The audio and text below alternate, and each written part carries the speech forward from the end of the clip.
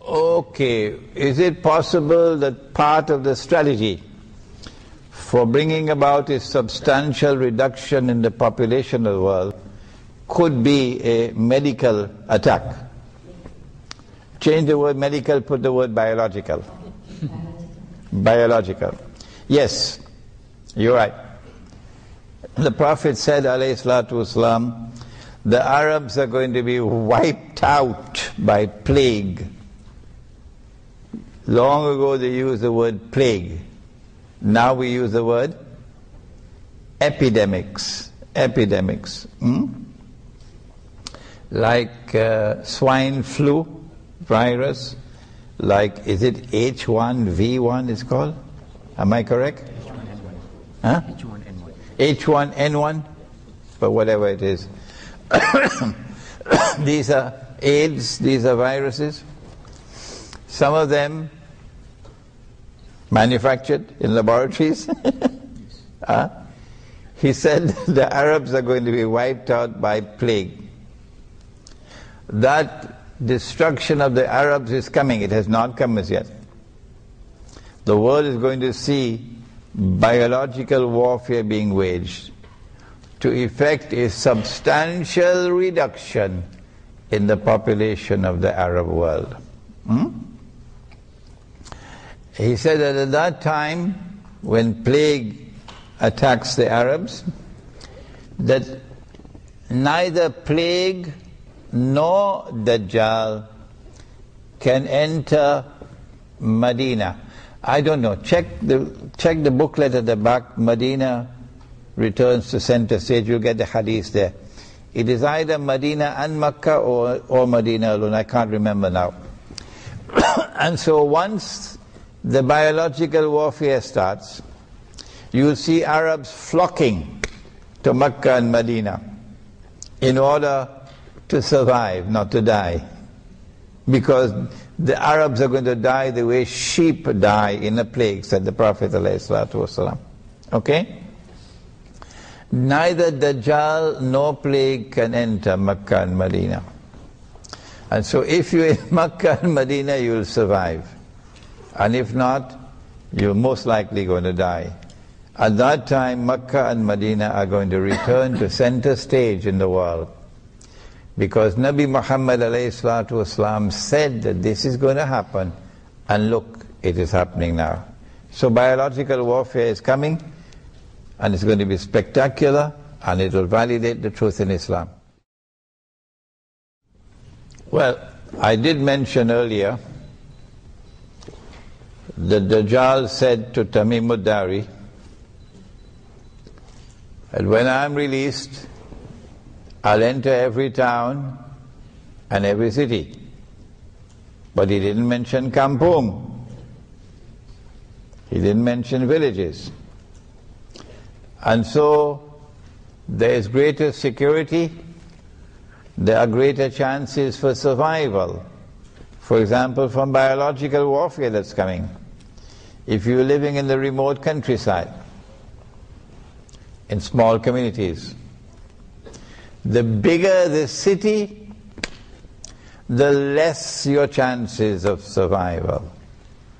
And so Dajjal has been causing the countryside to be vacated. And all of the countryside is moving to the city. And he does that through the economic weapon of riba. You can only get a job here.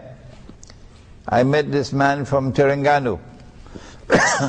His wife lives in Terengganu with 10 children. MashaAllah. He's driving a taxi in KL, whereas he should be in Terengganu with his 10 children. He cannot earn a livelihood in Terengganu, it's in KL. So this is how Dajjal causes the countryside to become vacant, and all of mankind moving towards the cities.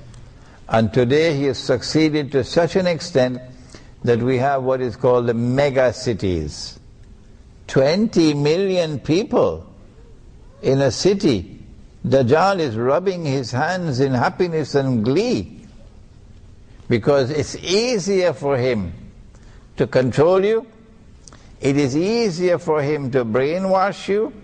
It is easier for him to destroy your faith and also take your life if you're living in the big cities. And far, far more difficult for him. He gets a headache, he needs Tylenol tablets when you're living in small communities scattered all over the remote countryside. So that's the first thing we say. And our strategy is to build Muslim villages in the remote countryside. But in order to protect ourselves from those who will want to destroy us and make it as difficult as possible for them, that they'll pay a terrible price if they come to destroy us, we say that in our Muslim village, only the Quran and the universally recognized Sunnah will be allowed in the masjid. If you have a religious practice, no matter how long you've had it, no matter how beneficial it may be, but it is not based on the Quran and not based on the universally recognized Sunnah, we say don't bring it into the masjid. Don't bring it into the public life of the village. You can keep it in private. And if anybody comes to your door to shout bid'ah and haram because of what you're doing in private, we will ship him out of that village faster than Federal Express, because he's an agent of fitna. That's your private life. Your private life must be respected. This is our strategy. So you cannot accuse us of any deviant practices, as it happened in Malaysia some time ago. I can't remember, Darul Arqam? Yes. Darul Arqam, yeah. You cannot accuse us of any deviant practices, because we want to be as faithful as we can possibly be in fulfilling the Quran and the Sunnah, to protect ourselves. The village would have dinar and dirham as money. And if you come with the police to seize our dinar and dirham, we will use rice as money. Plenty of rice in Java. Are you going to ban rice as well? How stupid can you be? Huh? We'll use sugar as money. But we're not going to use your bogus and fraudulent and haram paper money.